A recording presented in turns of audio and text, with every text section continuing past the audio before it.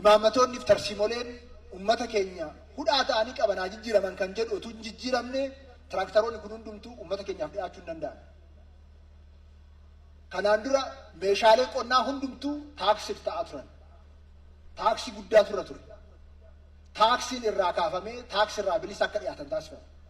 Kun kallattii imaammanni danqaa uummata keenyatti haa jijjiiramu jedhu sanarraa kan maddedha. Liqiin qonnaan bulaadhaaf hin danda'amu ture. Hojimaanniif seerri sun waan jijjiirameef liqiin har'a kan danda'ameef. Kun kallattii isa tokko imaammataaf tarsiimoo irratti kaa'amedha. Kan lammataa uummanni daangaa hanga daangaatti sochoosnu kan jedhamu sun utuu hojiitti ka'uu baate qonnaan bulaan kun hundi horsiisee bulaan kun hundi qusatee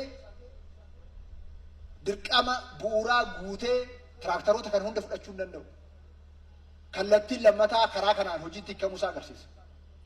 Kallattii sadaffaan mootummaan dinagdee hoogganu kan jedhamu sana mootummaan daangaa hanga daangaatti tarsiimoo jijjiiruudhaan uummata sochoosuudhaan akka hojiin kun hojiitti ka'u taasisee jira.